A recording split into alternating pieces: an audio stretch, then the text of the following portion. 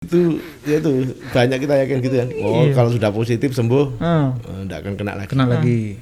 Ya, kenapa kalau begitu flu, kenapa bisa flu berkali-kali? Iya. Flu kan virus juga kan. Iya. Nah, akhirnya itu terbantahkan karena yang terjadi di Amerika itu fakta yang ditemukan adalah mereka.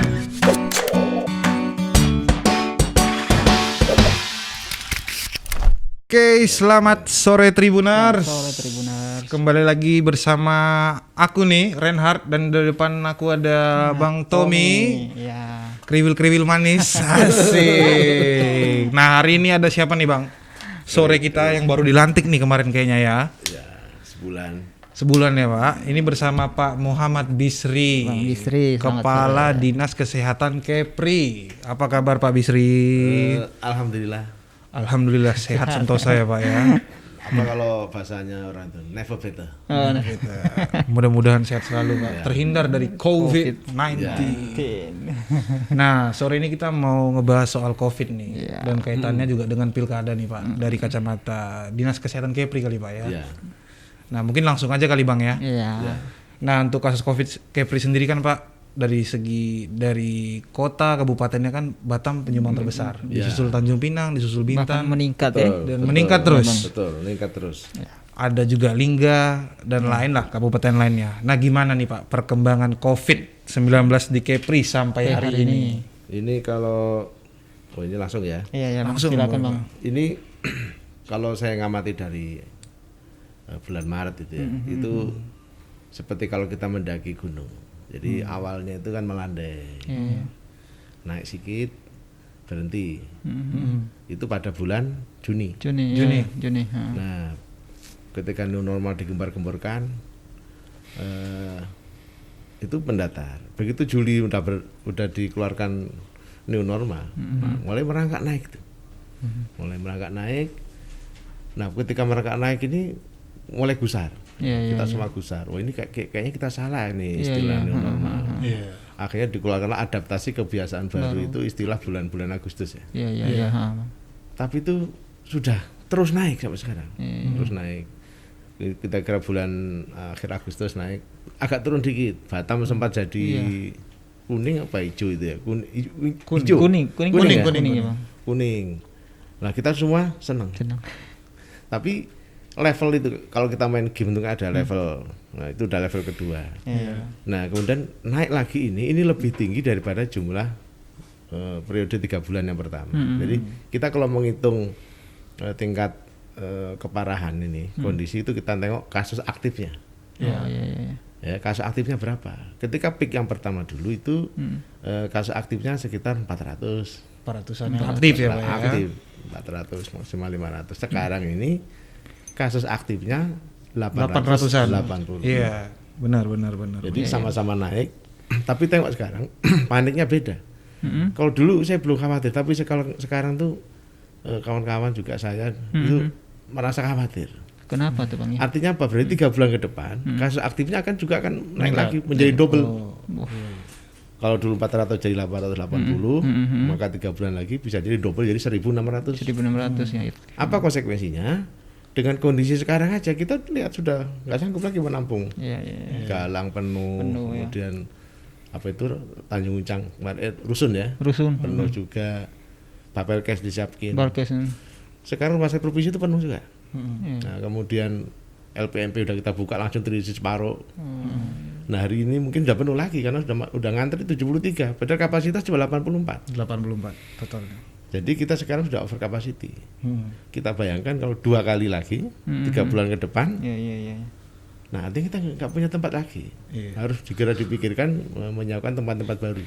Ada rencana nggak Bang untuk menambah tempat-tempat lain lagi? Sudah ada pembicaraan belum? Nah, kalau ngikuti pendapat Pak PJS Gubernur, berapapun kita siapkan tempat, kalau ngikuti pola ini tidak akan mampu. Apa sih pandemi dengan wabah? Dulu awal-awal kan kita bilang pandemi. Kapan dia menjadi pandemi? Jadi kalau kita lihat kan level epidemiologi ketika pandemi ini berjalan itu kan awalnya kan 1 kasus. Kemudian dia berkembang dalam 1 klaster. Dulu heboh tuh klaster masjid ini, klaster perumahan apa gitu ya. Nah, itu level kedua. Udah berkembang dalam koloni klaster. Nah kemudian dia terus berjalan sehingga terbentuk banyak klaster sporadis. Jadi muncul ibarat ini Pulau Batam itu kan ada di Bengkong, Batu Aji, ada di kan. Itu sporadis. Nah, kita di level itu 3, menjelang 4, level terakhir. Itulah namanya pandemi. Pandemi itu ibaratnya Pulau Batam itu udah merata. Semua ya. Udah merata. Nah, ketika itu sudah terjadi, kita aja sekarang udah merasakan, kita nggak bisa lagi memprediksi ini orang ketularan dari mana. Iya. Kalau dulu kan bisa di tracing. Iya. Kemarin ada orang itu ketularan dari mana Pak? Ya susah. Di Bintan itu, Bintan Utara, desa, dari mana ketularannya? Setelah diurut-urut katanya dia pernah ke Batam, ya. Tapi kemudian ada juga yang ibu yang kita pikir suaminya nih, karena suaminya dari Palembang. Nah ibunya itu diam di rumah, tapi bisa ketularan. Rupanya Pak ibunya cuma sempat jalan kemana belanja, nah, ketularannya di situ. Yang sakit dari istrinya. Udah Dia makin menulari. sulit nge-tracingnya lah Pak Ya. sekarang ya. Nah artinya ini sebenarnya sudah pengalaman dunia ya. Makanya kenapa di dalam peraturan Menteri Kesehatan 0107 itu revisi yang kelima disebutin tujuan daripada upaya penanggulangan pandemi ini adalah bukan untuk menghentikan, tapi menahan laju Pertumbuhan. tahapan-tahapan tadi. Jangan sampai menjadi pandemi terlalu cepat. Iya. Amerika Serikat dalam 24 jam kasusnya 124.000 dalam 24 jam, ya kan? Kita baru 3.000-an dalam seharian. Iya. Nah itu akhirnya bisa jadi dunia nanti akan semuanya terkena. Terkena. Kan yang namanya pandemi yang sering dengar herd immunity itu, Herd immunity. ya Iya. itu kan 90% atau lebih terkena semua, Iya. positif semua. Nah sekarang pertanyaannya berapa persen warga kira-kira yang Sudah yang terkena positif? ya, positif. Tapi emang aku jadi penasaran juga nih, Mak. Kalau kita ngelihat data dari gugus tugas kan sebenarnya real time-nya ada semua online. Ada, ya. Udah terbuka lah. Ya, Jadi kan betul. kalau dari data gugus tugas di Kepri itu kan total 3.600-an. Ya.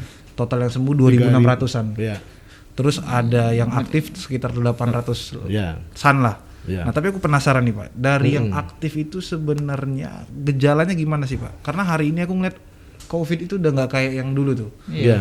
COVID yang ada gejala segala macam harus sakit, Iya, harus sekarang demam. bahkan tidak ada lagi Sekarang kan. nggak ada loh. Memang COVID biasa. makin nggak jelas nih ciri-cirinya. Bahkan aku punya teman yang udah sakitnya mendekati COVID, Jadi- simptomsnya, tapi malah dia nggak COVID. Enggak COVID ya. Nah, Berarti, Jadi itu gimana, Pak? Ada pandangan yang ini kan informasi bebas sekarang. Iya, ya. iya. Orang Tapi izin Pak, boleh lepas masker Oh, iya. nggak apa-apa Pak? Nih Pak Bisri ya, nih. ini kan sudah dilengkapi tembak virus. nih. Tembak. Pak Bisri juga ada pakai nih kalung sakti ya. Kalung sakti itu. Iya, ini katanya sih nembak sana sini. Nembak sana sini ya. Mudah-mudahan. Tapi saya nggak pernah nengok virusnya kayak apa. Itu kan berarti kayak main game virusnya terbang. Menembak kami juga Bang, bersih. Iya. jadi gini, kalau saya melihat ya informasi yang makanya kan saya bikin sekarang itu 6M penanggulangan, nggak hanya 3M. Kalau 6M 3M kan ya. mencuci, masker, cuci tangan, masker, masker, menghindari menghindari, jarak, iya. kerumunan. Saya tambahin lagi meningkatkan imunitas tubuh Iya, Bang. dengan makanan sehat. Yang kedua menyehatkan badan dengan olahraga. Oke. Nah, yang terakhir 6 nih, menfilter informasi hoax. Oh, siap. benar. Iya, Benar. Setuju itu. Nah, ada yang tanya gini, ini maksudnya hoax di bidang COVID? Oh, enggak. Semua yang terkait dengan hoax itu Pak, coba kalau kita tengok itu menurunkan imunitas tubuh. Iya, benar. Aduh, takut nih. Cemas ya Bang. Wah, cemas nih. Satu sisi ada lagi hoaxnya itu yang corona nggak ada, bohong aja itu. Ya, tapi begitu ada tetangganya meninggal karena COVID, dia lari, Panik. sibuk menolak jenazah segala macam. Berarti kan nggak konsisten. Iya. Kalau memang dia nggak percaya COVID, ya mestinya jangan takut dong, pegang-pegang aja sih. Siap, Bang. Benar. Nah, atau kalau kemarin PCI itu, manajernya nelpon saya, Pak ini tolong Pak, saya di Pinang, Pak mohon Pak dikirim bis. Bu ini malam saya di Pinang gimana ngirim bis? Memang di Batam nggak ada bis, nggak ada bus itu. Ada Pak, sopirnya nggak ada mau nganter. Takut semua. Ya. Ya biar pulang dulu Bu, besok udah malam, besok aja diantar ke Galang. Tuh. Pak warga sudah menolaknya, nggak boleh lagi kembali ke kosan. 60 orang itu. Nah saya jadi mikir loh, berarti sekarang masyarakat kita ini belum well informed, belum well informed lah. Jadi kita merasa mereka udah paham semua lah mengenai COVID. Itu rupanya belum. Terutama stigmatisasi ini, berarti kan karena salah info. Nah makanya memfilter informasi hoax itu berarti masyarakat harus cerdas Benar. dalam memilah informasi tentang corona ini. Kenapa kok sampai ada orang mengatakan ini nggak ada? Loh, kenyataannya sekarang ICU tidak tertampung. Yang meninggal itu karena dia menunggu masuk ICU. Oh. Oke. Nah, kemarin saya diminta tolong, Pak, ini orang tua saya ini, Pak, di Batam semua nolak. Kenapa? Karena penuh. Saya mohon, akhirnya dapat. Kemudian diobati, oke, yang asalnya positif jadi negatif, tapi meninggal juga. Kenapa yang terjadi? Rupanya orang di ICU menunggu terlalu lama itu akan memancing virus yang lain masuk. Oh. Itu yang namanya infeksi nosokomia. Infeksi yang didapat dari rumah sakit. Makanya jangan senang-senang di rumah sakit. Iya.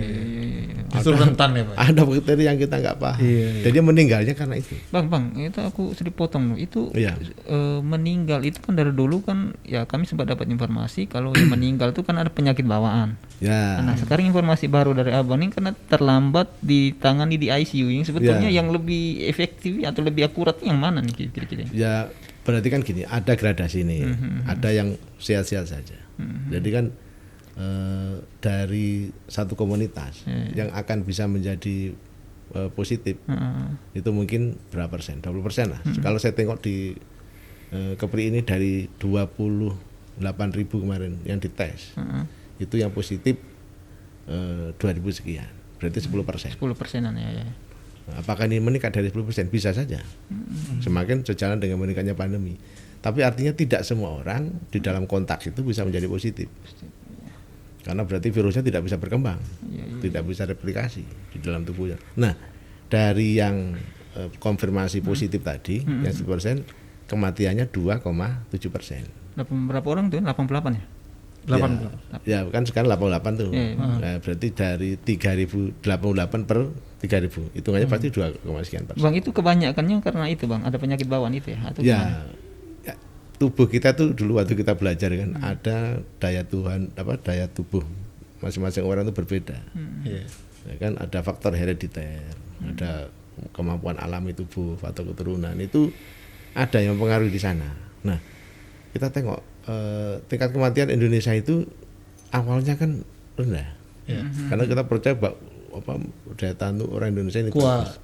Tapi terakhir naik. Apa yang terjadi? Kalau kita baca adalah karena fasilitas pelayanan kesehatan kita itu tidak siap Oke. untuk mengatasi semua korban ini. Siap. Terbukti dengan apa? Kekurangan ICU. Kemudian ventilatornya, kemudian masyarakat harus menunggu lama untuk dilayanin. Nah itu kalau orang nafasnya terganggu 20 menit kan sudah kekurangan oksigen. Siap. Tapi saya potong nih Pak. Kemarin kan bukannya ada berita kalau katanya dibeli 3 PCR yang mau 1M itu. Ya. Nah, sementara dari Pak Bisri menyadari kalau dari segi fasilitas ternyata kita berkekurangan lah, belum mencukupi. Jadi- nah, kenapa hal itu justru nggak dialihkan untuk membeli ventilator supaya lebih cukup ya Pak? Jadi ada 3T. Jadi ada di dalam kita penanganan COVID ini ada istilahnya 3T yang penting dilakukan. Pertama testing. Testing ini penting untuk melihat orang ini konfirmasinya gimana, positif atau enggak. Habis testing, tracing, kontaknya. Jadi menyelamatkan dulu.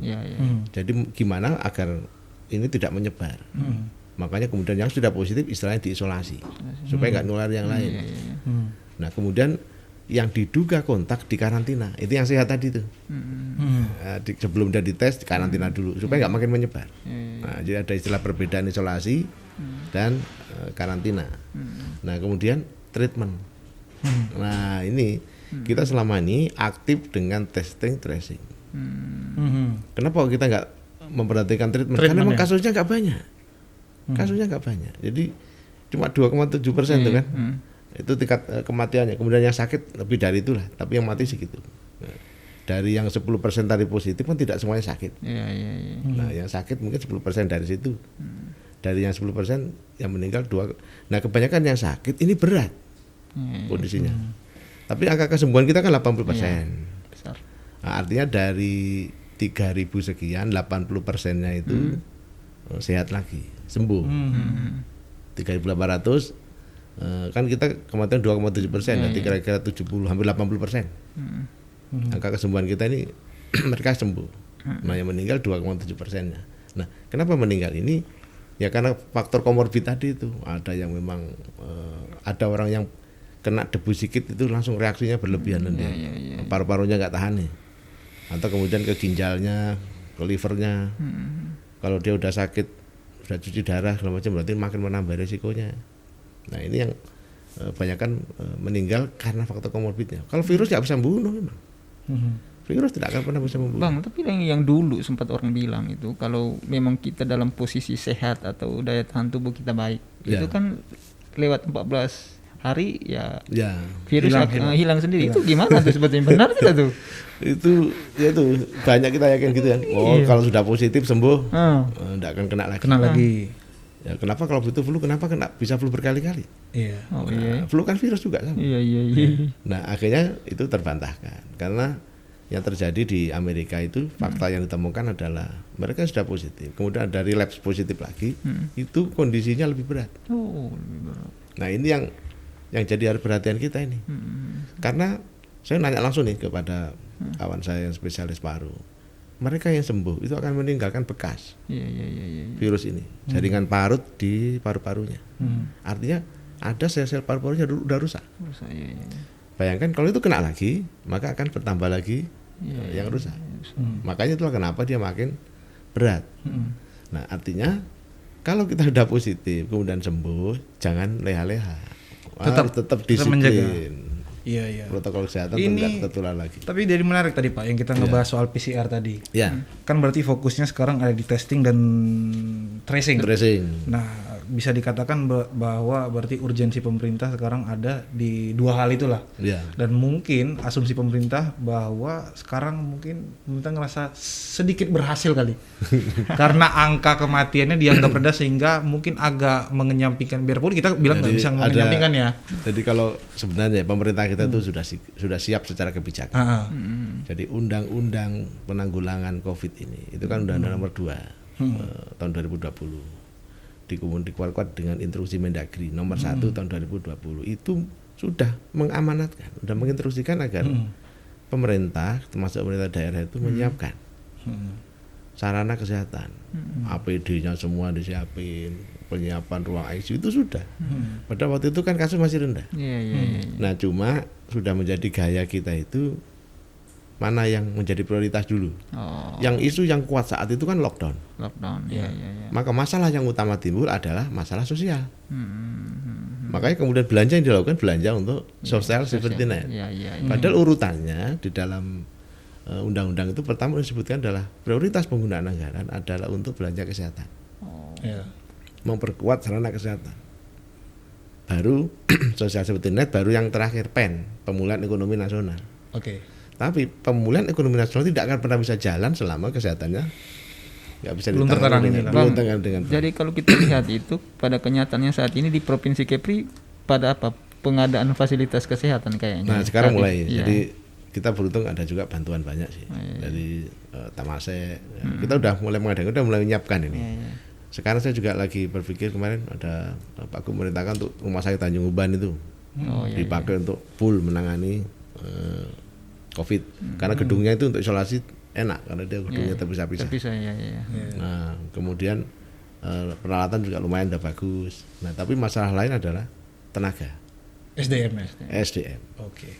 Nah, itu walaupun itu juga sebenarnya sudah termasuk dalam perintah untuk seperti contohnya sekarang. Saya telepon direktur Raja Ahmad Tabib itu sekarang butuh 50 perawat. Artinya apa? Yang sekarang di rumah isolasi itu kalau sekarang hari ini kita stop yang sehat kita pindah semua ke LPMP atau bukan di rumah sakit hanya khusus merawat orang yang dengan gejala. Maka itu perlu tambah perawat. Nah mungkin ke depan mungkin yang tanpa gejala ini yang sehat-sehat nih yang 80% ini kan sehat nih, itu isolasi mandiri di rumah. Kita kasih opsi gitu. Memang bisa Bang? Bisa, tapi harus kita didik. Siapa yang turun langsung mendidik itu tadi? Sebenarnya mulai ada. Ya, di Batam ini juga ada kawan-kawan yang peduli seperti itu ya. Ada kawan saya Dr. Anto itu dia mengajak orang-orang untuk mendidik gimana harus menyikapi kalau ada kasus di wilayahnya. Itu sudah dilakukan sejak 3 bulan yang lalu, sejak bulan Juni itu. Nah cuma sekarang bagaimana kita membuat dalam satu keluarga itu yakin bisa untuk melakukan isolasi mandiri keluarganya. Nah, saya termasuk sekarang lagi ngingetin ada kawan saya itu yang suaminya positif, tapi saya tengok emang ruang kamarnya cukup, nah, dia harus mengisolasi suaminya. Nah itu yang saya ingatkan apa, satu, jangan sampai terjadi penularan di dalam keluarga. Berarti harus disiplin selama 14 hari. Makanannya, penggunaan alatnya, ketika dia keluar dari, termasuk penggunaan toiletnya ya, tidak boleh, apalagi nyentuh anak, nggak boleh. Nah kalau dia bisa bertahan 14 hari, diharapkan nanti dia pulih. Tapi kalau gejala jangan, tetap ini kan yang sehat nih. Kalau dia sehat, diharapkan dalam 14 hari itu dia sembuh. Sebenarnya kalau ini orang positif itu sedikit baik pasti ada gejalanya. Saya ngamati kemarin beberapa yang demo 2 kali itu, kan semuanya banyak yang lari itu nggak mau disuntik. Nah ketika ada yang mau, kita rapid, ada reaktif, kemudian positif, maka saya ngelihat, oh memang sudah mulai kelihatan sebenarnya mereka. Bisa lihat dari kasat mata gitu Bang. Sebenarnya dia mungkin nggak ngakuin, tapi pasti ada Gitu Bang. Gejala-gejala yang nggak enak. Tenggorokan sakit, memang nggak spesifik. Nah ketika dia agak demam, tenggorokan sakit, dia paksain, maka 1-2 hari kemudian hilang indera pembauan, perasa gitu ya. Nah itu ya. Nah kemudian ada pusing juga, ototnya juga ada nyeri. Nah, kalau saya wawancara itu ya, ada ototnya merasa nyeri, tapi kemudian itu menjadi hilang. Wah hari ini saya baik nih. Jadi dia minum obat-obatan sakit kepala dan lain-lain. Nah kita kan masyarakat kadang suka begitu ya. Nah ini artinya tetap ada gejala. Iya Bang. Nah, tapi yang sama sekali nggak ada gejala ya ada juga. Itu. Ya. Kalau mengenai PCR itu kan bukannya kita nggak memperhatikan pelayanan ya. Jadi PCR kita itu begini, kan yang satu kemarin di Karimun ada. Karimun ya. Tapi seperti Lingga belum punya. Kemudian saya dengar Natuna mau beli. Kemudian Bintan udah beli, udah pesen. Sendiri ya Bang dari Pemkapnya ya? Ya, Pemkapnya sekarang sudah mulai kepedulian tuh naik dari semua wilayah, kabupaten kota. Ya. Dulu kan yang sibuk provinsi. Iya. Ya maklum karena provinsi pasti paling di apa istilah itu, paling sering diingatkan oleh pusat ya. Nah sejak bulan Juni Juli itu kabupaten udah mulai sangat peduli untuk menangani ini, termasuk menyiapkan tempat-tempat isolasi, melengkapi sarananya. Agak terlambat tapi lebih bagus daripada enggak sama sekali. Karena karakter kita kan itu, kalau belum nampak musuhnya kita masih santai.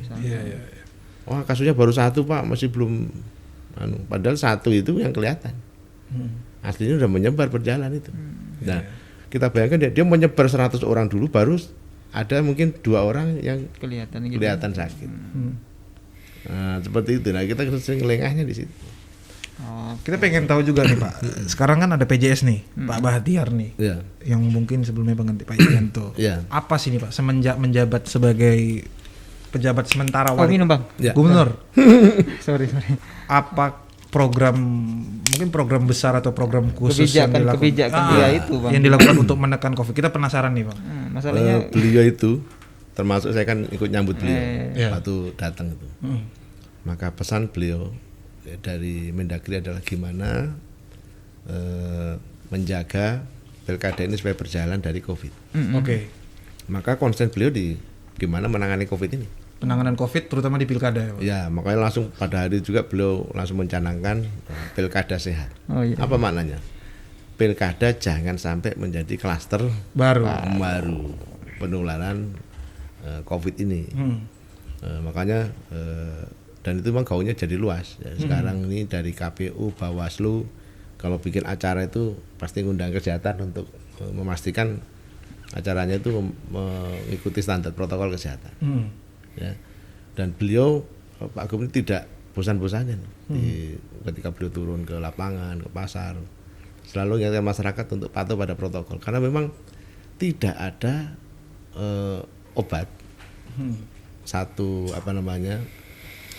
satu upaya yang pas sekarang ini selain daripada mematuhi protokol kesehatan untuk mencegah COVID. Untuk menjaga COVID. Jangan berangan-angan nanti kita tunggu tahun depan aja deh, kan tahun depan ada vaksin. Ya. Belum tentu, karena setelah saya pelajari vaksin ini sekarang ini kita masih proses uji klinis. Nah itu katanya masih tahap ketiga. Nah. Padahal diperlukan tahap 4. Habis itu tahap perlu namanya marketing epidemiologi itu diuji di kelompok lain. Ya. Tapi yang jelas ketika nanti pemerintah mengatakan ini aman berarti sudah aman. Nah saya nggak ingin sekarang masyarakat belum udah mengatakan sudah mulai berpolemik mengenai vaksin. Stop lah ini hoak-hoak. Kenapa kita nggak bisa mempercayakan ini kepada ahlinya, pada pemerintah, pada ahli biologi kita banyak itu. Pemerintah kan nama vaksin kita kan vaksin merah putih. Merah putih.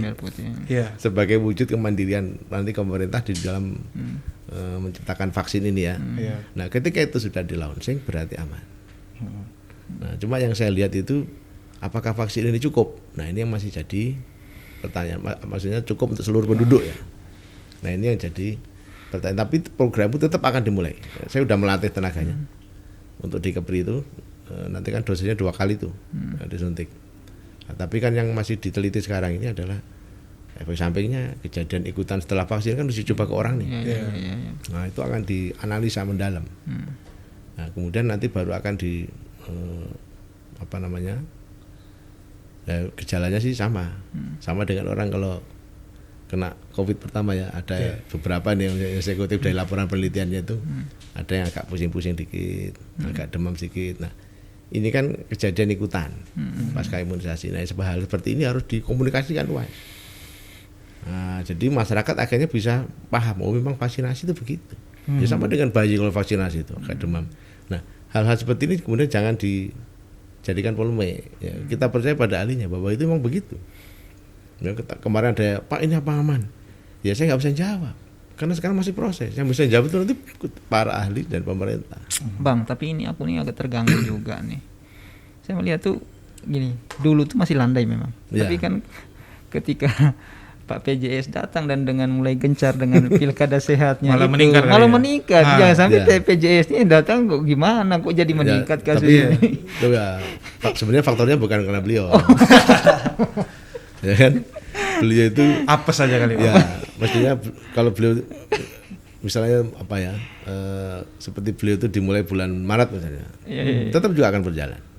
Kenapa ini proses epidemiologi ini proses alamiah nggak bisa di stop. Saya pengen lihat negara mana yang berhasil. Vietnam katanya berhasil 3 bulan tapi begitu dibuka itu wisata dalam negeri langsung naik. Malaysia ini lockdown sampai kapan dia kuat lockdown? Sekarang dia mau nge-lockdown tentang rakyatnya. Ya karena orang perlu hidup. Saya kalau istilah Pak Sekda kita, Pak Arif Fadila itu kan, kita boleh, kita jangan sampai terpapar oleh corona, tapi jangan pula terkapar karena nggak bisa makan. Balik lagi ke ekonomi kali. Bang, itu masih terkait dengan tadi juga itu. Itu kan apakah tidak ada hubungan tuh? Ketika dia kasih kebijakan misalnya pakai masker sejuta masker, tetapi kan ya dalam penerapannya pengawasannya nggak jalan gitu. Nah makanya apakah itu tidak berkaitan sehingga efek dari situ meningkatlah kasusnya gitu atau gimana? Enggak sih, kalau saya memandangnya enggak gitu kan, memang disiplin masyarakat kita kan rendah. Coba kita kalau di tempat-tempat, nah sekarang ini yang membuat masyarakat disiplinnya naik itu karena kondisi kasusnya naik ini. Kalau seruan itu susah, merubah perilaku berdasarkan kesadaran ini susah, ya kan? Cuci tangan, kemudian saya aja kalau buka pintu, kan gagang itu kan sering dipakai banyak orang. Gimana caranya tangan nggak megang? Wah dorong pakai ini, sepatu naik, bukan naik sih di bawah dorong. Mungkin orang Indonesia lebih senang cuci piring daripada cuci tangan kan? Cuci piring, wah iya itu. Lalu pakai sabun nggak bisa nggak?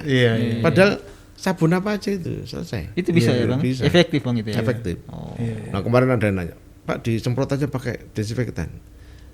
Kan disemprot kan dari atas desinfektan. Padahal yang kita sering pakai tangan kita. Tangan, Tangan aja. Nggak pakai sabun, udah selesai. Ini Pak Bisri, jadi aku balik ke yang masalah pilkada tadi. Aku dengar dari Pak Bisri kan kalau ternyata PJS kita Pak Bahtiar punya concern untuk penekanan angka COVID nanti pilkada. Tapi apakah mungkin Pak kita bisa menekan pilkada? Karena kalau kita ngelihat kemarin aja Malaysia itu di Sabah Juni kemarin malah peningkatan COVID-nya luar biasa. Di Korea mungkin agak sedikit tidak tinggi, tapi mereka berani ngelakuin pilkada itu waktu angkanya sedang turun. Nah kan keadaan sekarang Kepri aja naik terus nih Bang. Lalu tadi abang bilang juga awalnya 400 sekarang 800. Nah pas bulan 12 nih kan pas bisa dia kenaikan. Ya itu jangan sampai justru pas pilkada kasus kita yang sudah banyak ya tambah banyak lagi Bang. Gimana tuh Bang? Sebenarnya